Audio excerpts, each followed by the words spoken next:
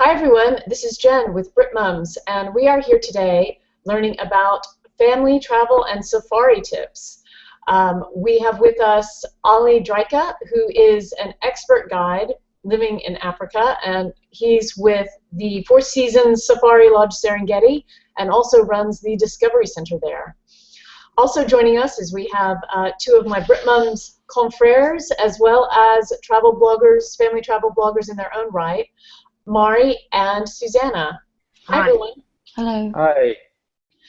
Great. Well, so let's start off. Ali, we are all safari novices. We've all heard of it. We want to go on safari, but we don't know much about it, especially the family component. So can you start us off by telling us, tell us what going on safari is like and what it means and kind of what y'all do there. Sure. Well, I've been working in Africa for nearly 15 years, and I think my favourite safaris are always when we have families come and visit, because you can get parents and adults and then kids all enjoying together. And everyone loves animals, so it's ideal to really see stuff that you've seen in the zoo or seen on the BBC and actually see it all in the flesh. And people get really excited about the smallest things like dung beetles or big things like giraffes. And really, I suppose safari is pretty flexible depending on what people want and what they enjoy. Often it involves getting up early, but it doesn't have to, especially if you've got young kids. You probably want to have a bit of a holiday and not get up too early. And the Serengeti is really incredible. It's got such an abundance of animals that you don't have to go out all day. You can if you want to, maybe if you're in search of the migration. But just the other day, I mean, actually even now as I'm talking, we've got elephants drinking at our waterhole, so you don't even need to leave the lodge really. And I really do think I've been to many of the best national parks in Africa, and I think Serengeti's definitely up there in the top one or two parks. So you'll see all the animals that you really want to see, either from the lodge here or whilst you're out on a short game drive. Fantastic. So, Mari, you had some questions because you've got younger kids. Yeah, my kids are 6. They'll be 7 in July. So first of all, I was thinking maybe it was too early to take them away. So they're bound to be a certain age where they can go. Would there be restrictions on what they can do out there, being so young? Would it be better to wait until they're a little bit older? And another idea I had was, are you going to get a bad day when you don't see any animals at all? Well, that's actually one of the most common questions I think parents ask, or we get a lot of honeymooners, and obviously they're planning to have families, and they love it so much they want to bring their kids when they have them on safari. It's a bit of an open-ended question. We accept kids from 2 onwards, and in my experience, it often depends on the kind of kids. I mean, I know one of my goddaughters, I think she'd have loved to come out when she was 2. She would love that kind of thing. But I think 5 or 6 is probably exactly the perfect age. They're old enough to remember. They're really loving animals at that age, and so everything's amazing when they see it in the flesh. I think it's a perfect age. And talking about bad days, as I said earlier, the Serengeti is really. I think there's probably been a few occasions only when I've gone on a game drive and not seen lions. There really is such an abundance of animals that it's hard not to see something. I mean, actually, there's one thing working in this lodge. I've never had a guest who's come back and said we didn't see anything. Everyone always comes back delighted, and normally the Serengeti's kind of exceeded their expectations. And going back to about ages, there are a few things that you can't do. I think that's mainly because of the enjoyment factor as well as safety. So obviously young kids, it's not ideal maybe until they're 4 or 5 to go on game drives with other guests, because they're often, the attention span can be a bit shorter, so they need the flexibility to come back to the lodge whenever they get tired or need to eat. A few other activities that we do, like balloon safaris, there's a height restriction on that. So normally kids who are about 7, they accept them. That's an amazing experience flying over the Serengeti plains. Sounds amazing. Yeah, no, really, I've been with a couple of, in fact, a 7-year-old and an 8-year-old, and they just were blown away. I mean, not many 7-year-olds get to go up in a balloon, especially over the Serengeti.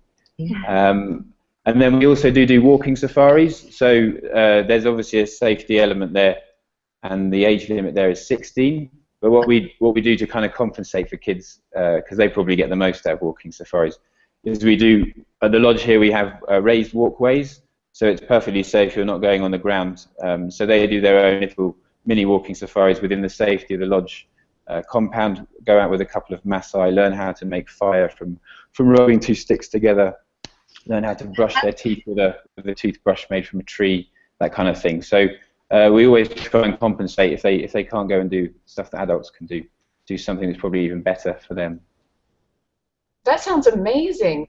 And so you mentioned dung beetles earlier. It's not just about seeing the kind of big five. There are lots of other things to enjoy and see and kind of wonder at there. No, there really are, and it's not only about wildlife as well as the cultural side. So as I say, we try and teach the kids about Maasai culture. They can do beading activities. We also, in our Discovery Centre, we have a whole selection of drawers where kids who've been on safari before, they've maybe found things like bones or leaves or feathers or even insects, and we've actually got a collection there of different things. And kids love dung, so there's a lot of dung in the Serengeti. So we have a collection of dung, and that's often what kids enjoy. And I think the two things that kids I've been out with enjoy the most are baboons and elephants. I think you can always be entertained by baboons and elephants. Baboons, I think, bring out the worst human characteristics, which kids always find entertaining. Great. I had a question. My children are a little bit older. They're 10, 11, and 13. And if we went on safari, what's the weather like year round? You know, is there a certain time of year that's better to go? And then also, I guess that goes on. Second question is about packing. What do you pack for a safari? Well, Tanzania is just below the equator, so I would say, I don't know the exact number, but I would say 350 days out of the year it's sunny. So it's a nice place to come, especially if you're escaping the British winter time. We're obviously very busy during the English holidays, school holidays, so Christmas, Easter, and the summer holidays, all of which are lovely times to come. My favourite time of year is the green season, which is kind of from January until May. Everything's looking lush and beautiful.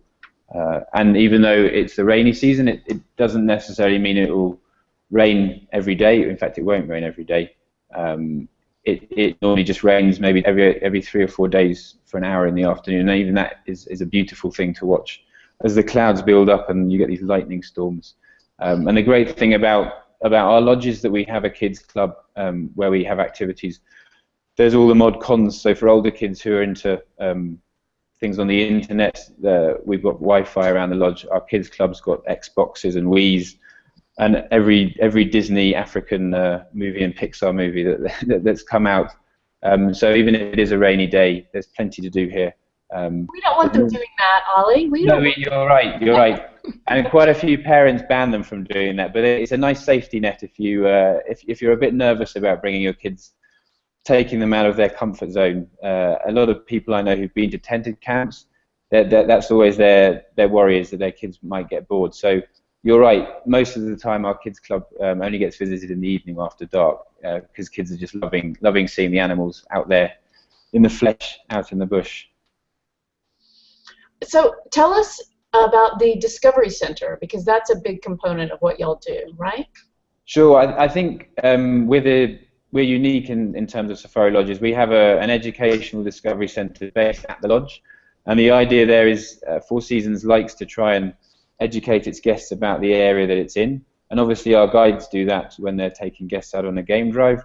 But the Discovery Centre is an actual museum. It's got an art gallery, and basically it teaches guests about all the different elements of the Serengeti, and it's been designed for all ages. Discovery Center, because that's a big component of what y'all do, right?